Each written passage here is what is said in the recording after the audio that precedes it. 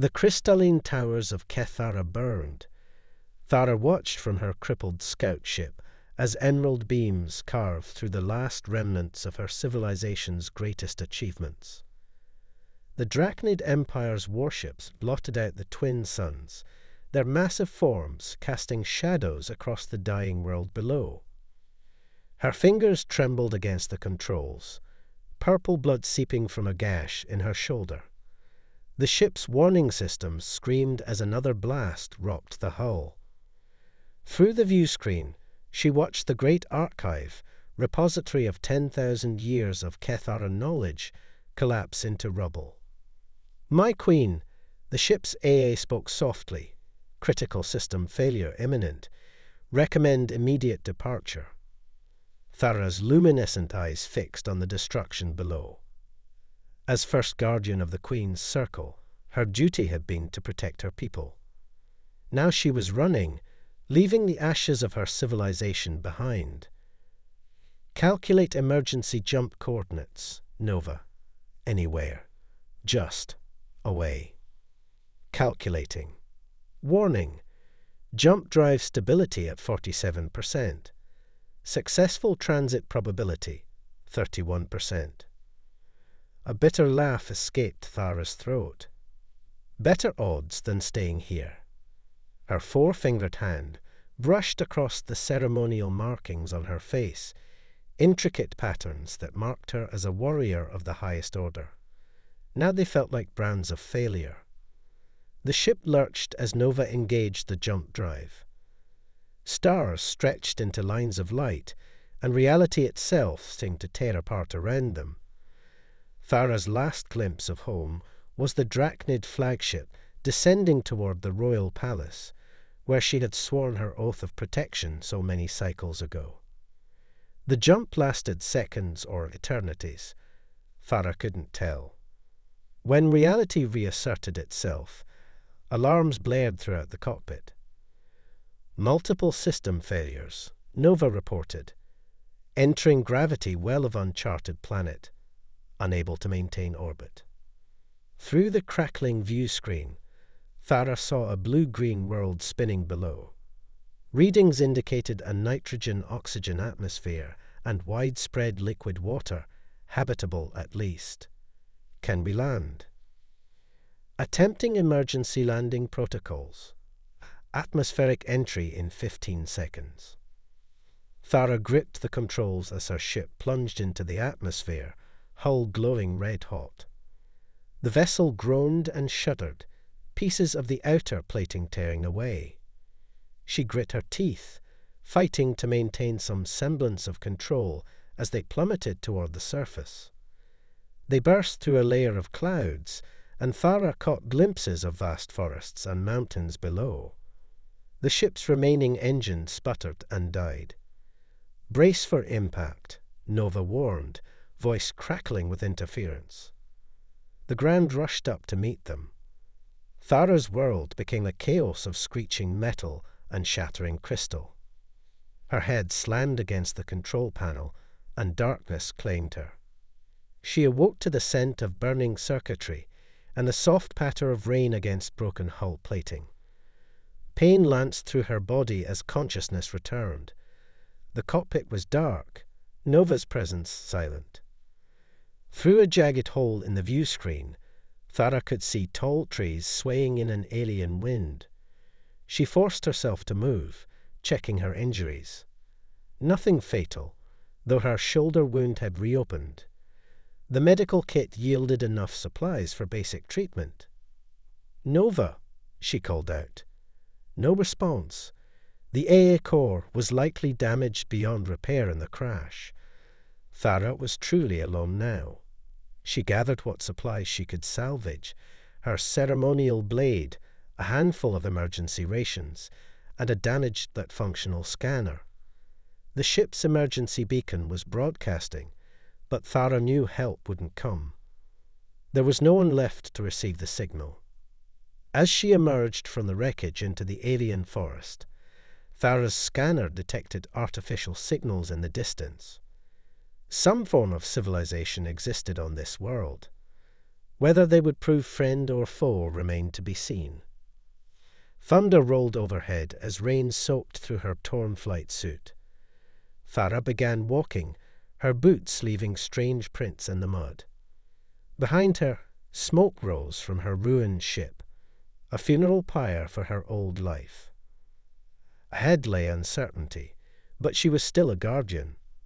Whatever this world held, she would face it with the honor and courage her training demanded. She had nothing left to lose and perhaps, if the fates were kind, something yet to gain. Lieutenant Victoria Reed stared at the satellite imagery on her screen, coffee growing cold beside her keyboard. The impact site stood out clearly, a streak of destroyed forest ending in a smoking crater. But it was the energy readings that had everyone at Earth Defense Command on edge. "Nothing we've seen before," she muttered, zooming in on the thermal scan. The wreckage was cooling now, but the initial readings had been off the charts. Definitely not human technology. Her comm unit chirped. "Lieutenant, the recovery team is in position, awaiting your command." Victoria straightened her uniform and grabbed her tactical gear. "Hold position. I'm heading out myself." She ignored the protests from command staff. This was too important to delegate. The rain had stopped by the time her transport reached the perimeter. Dawn was breaking over the mountains, casting long shadows through the mist. 24 heavily armed soldiers formed a loose circle around the crash site, weapons trained on the twisted metal scattered through the trees. Any movement? Victoria asked her second-in-command, Lieutenant James Rodriguez. "Negative, ma'am, but we've got tracks leading northeast."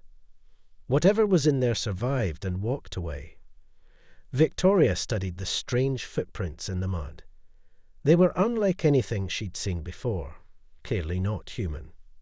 Status of the wreckage: highly advanced tech, but mostly destroyed. Dr. Harrison's team is having a field day with what's left. But Rodriguez hesitated. "Speak freely, Lieutenant. The design, the materials, they're way beyond anything we've got. If this is first contact, we're dealing with a civilization centuries ahead of us." Victoria nodded grimly. "And they might not be friendly. Double the perimeter. I want drones scanning every." Contact. A soldier's voice crackled over the comm. "Movement in Sector 7. Victoria sprinted toward the indicated position, Rodriguez on her heels. They found Private Wilson crouched behind a fallen tree, rifle aimed into the forest. "There," he whispered, gesturing with his chin. Through the morning mist, Victoria saw a tall figure moving with inhuman grace. Its skin had a faint silvery sheen, and intricate markings covered its face. Despite obvious injuries, it carried itself with unmistakable military bearing. Victoria made a decision. She stepped out from cover, hands raised. "I am Lieutenant Victoria Reed of the Earth Defense Command. We mean you no harm." The alien warrior froze. Its luminescent eyes studied her with frightening intelligence. When it spoke, its voice had an otherworldly resonance. "I am Thara, first guardian of the Kethar. I seek asylum." "Are you being pursued?" Pain flashed across Thara's alien features. "My world is dead. The Drachnid Empire murdered my people. I am all that remains."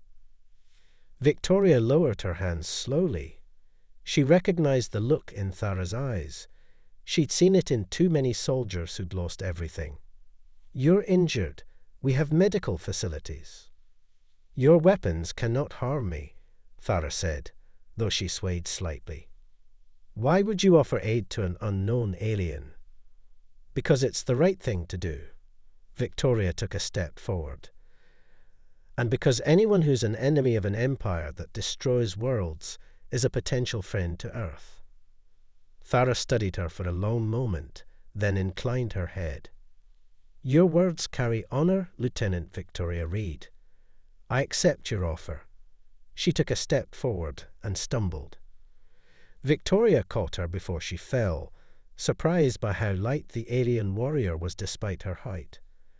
Up close, she could see the extent of Thara's injuries. Get a medical team here now. She barked into her comm. As they waited for the medics, Thara gripped Victoria's arm with surprising strength. They will come, she whispered. The Drachnids always come. Your world must be ready. Victoria met those strange, glowing eyes. Then you'll help us prepare. Earth stood against tyranny before. We'll stand against it again. A ghost of a smile crossed Thara's alien features. Perhaps I have found more than just refuge here. Then her eyes rolled back, and she collapsed into unconsciousness as the medical team arrived. Victoria watched them load the alien warrior into a transport. First contact had come not with an invasion force or diplomatic mission, but with a lone survivor carrying a warning of galactic war. Whatever came next, Earth's isolation was over. She touched her comm unit. Command, this is Lieutenant Reed. We're bringing in a guest, and we have a lot of work to do. The underground facility hummed with activity as Thara demonstrated Ketharan combat techniques to a select group of Earth's finest soldiers. Her wounds had healed quickly thanks to our species' regenerative abilities, but deeper scars remained. Your bodies are different from mine, she explained, moving through a complex series of forms. But the principles remain. The Drachnids rely on overwhelming force. They expect submission or destruction. They do not expect adaptation. Victoria watched from the observation deck as Thara sparred with the training squad. In 3 weeks, the alien warrior had revolutionized their combat doctrine. But more fascinating was watching the barriers between species slowly crumble. The latest upgrades are ready, Commander Richardson announced, joining Victoria at the window. Your friend's modifications to our shield technology are remarkable. She's not just helping us survive, Victoria replied. She's helping us evolve. Below, Thara had the soldiers practicing defensive formations. Her movements were precise, elegant, deadly grace in motion. But Victoria had seen her late at night, alone in the training room, fighting imaginary opponents with tears streaming down her face. Later that evening, Victoria found Thara in the facility's arboretum. The alien warrior stood among earth plants, watching the artificial sunset through the dome. Your world has such beauty, Thara said without turning. It reminds me of home before. She trailed off, touching a flowering vine with gentle fingers. Tell me about it, Victoria said softly. About your home. Thara was quiet for a long moment. We were scholars once, before the Drachnids came. Our cities sang with crystal harmonies. The archive held the knowledge of 1,000 worlds. Her voice hardened. But peace made us vulnerable. When they came, our art could not save us. Is that why you're pushing us so hard? Training us for war? I push you because I have seen what happens to those who are unprepared. Thara finally turned, her eyes glowing in the fading light. Your people have strength, Victoria. A fire the Drachnids do not understand. But strength without direction is just chaos. Victoria stepped closer. And what about you? What happens after you finish preparing us? Thara hesitated. I had not thought beyond vengeance, beyond making them pay for what they did. But here, among your people, she gestured to the garden around them.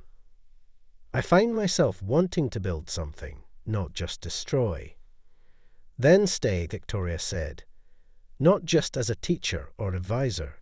Stay as part of us, part of Earth. Thara's expression softened. You trust me so completely. after such a short time. You've given us everything. Your knowledge, your skills, your warning about what's coming.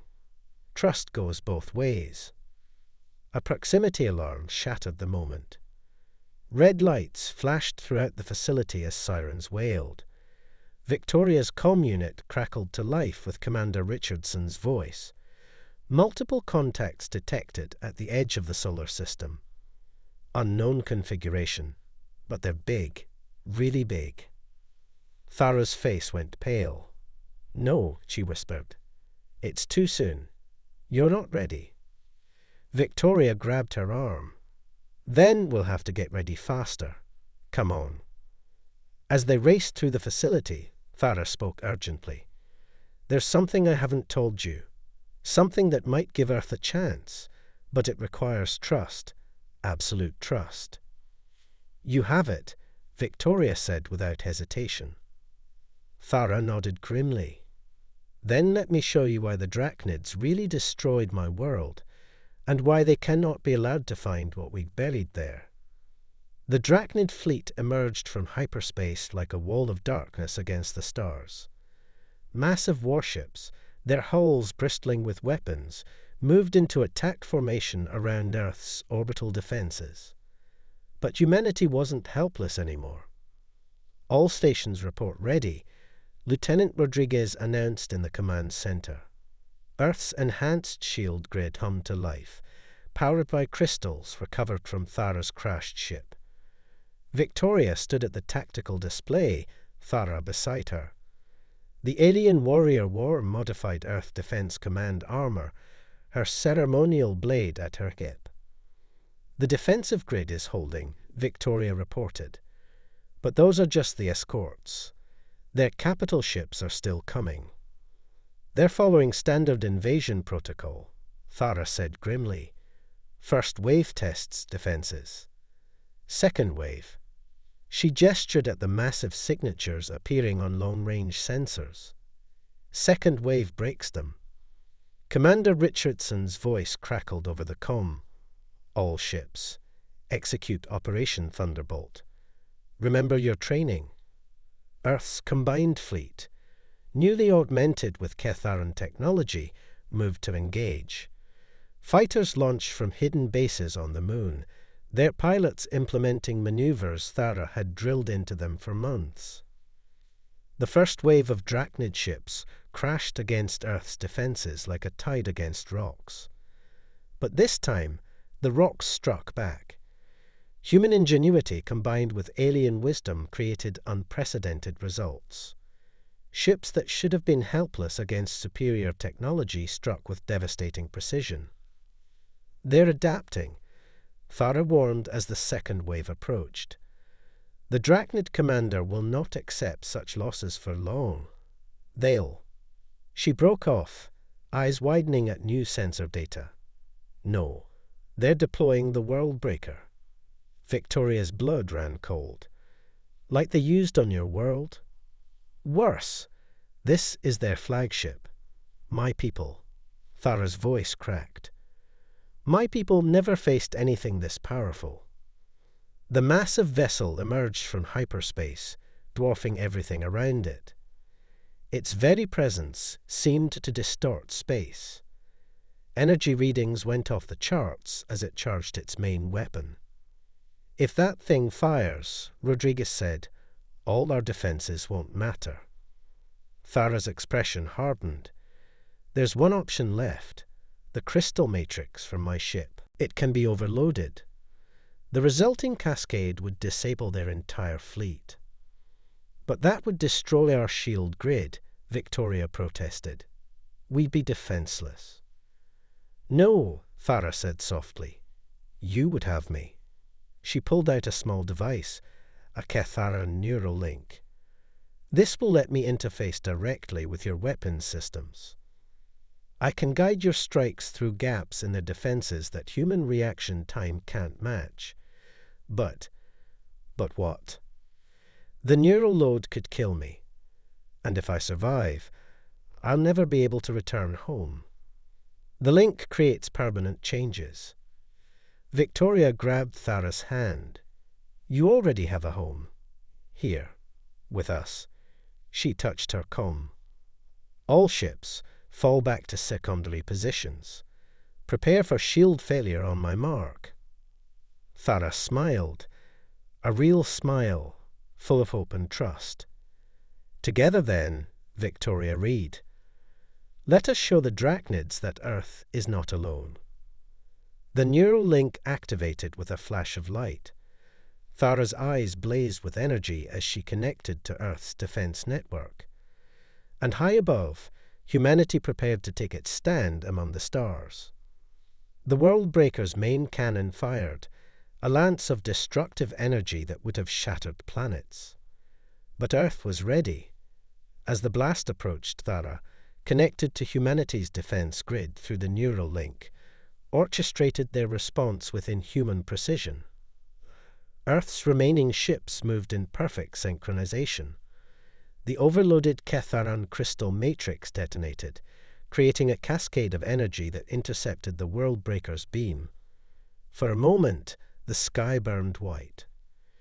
In the command center, Victoria watched as Thara guided their forces through impossible maneuvers. Purple blood trickled from the alien warrior's nose as the neural load took its toll. Multiple Drachnid ships disabled, Rodriguez reported. Their fleet is in disarray. Now, Thara commanded, her voice resonating with machine harmonics. Strike now, while they're vulnerable. All ships, target these coordinates. Earth's fighters swarmed through gaps in the Drachnid formation that only Thara's enhanced perception could identify. Human determination combined with Ketharan precision created a devastating assault. The mighty Worldbreaker, pride of the Drachnid fleet, began to break apart under concentrated fire. There retreating, Victoria announced as enemy ships started jumping to hyperspace. We did it. We actually did it. But Thara wasn't finished. Through the neural link, she broadcast a message to the fleeing Drachnid commanders. Remember this day. Remember that Earth stands against tyranny. Remember that the spirit of Kethara lives on, and we will never bow to your empire. The last enemy ship vanished into hyperspace. Cheers erupted throughout the command center, but Victoria rushed to catch Thara as she collapsed, the neural link smoking. Medical team to command, Victoria cradled the alien warrior. Stay with me, please. Thara's eyes flickered open, their glow dimmed but steady. I can hear them, she whispered. Through the link, I can hear your people singing victory songs. It's beautiful. You're part of those songs now, Victoria said softly. Part of Earth's story. Days later, Thara stood before the United Earth Council, still weak but standing proud. Victoria watched as her friend addressed the assembled leaders. The Drachnids will return, Thara said, but they will find us stronger. My neural link to Earth's systems is permanent now. I am bound to this world, its defender, its guardian, and I choose this fate gladly. The Council voted unanimously to create a new position, Guardian of Earth. Thara accepted with tears in her eyes, not of sorrow, but of belonging. Later, she and Victoria stood in the Arboretum, where they had talked of trust months ago. Earth's sunset painted the sky in colours that reminded Thara of home. The seeds of my world survive here, Thara said, touching the modified plants that now incorporated Ketharan DNA. And so do its dreams. Earth has given me more than sanctuary. It has given me purpose. Victoria took her hand, human fingers intertwining with alien ones. And you've given us the stars. Above them, Earth's combined fleet patrolled the skies, human and Ketharan technology working in harmony. The Drachnid Empire had sought to crush another civilization. Instead, they had forged an alliance that would reshape the galaxy. Thara smiled, her warrior markings catching the light. Together then. Together, Victoria agreed. Always. The sun set on a changed Earth, where humanity's compassion had turned a lonely alien warrior into their greatest guardian. And somewhere in the vast darkness of space, the Drachnid Empire trembled at the thought of what they had created. For in showing kindness to one who had nothing left, humanity had gained everything, including their place among the stars.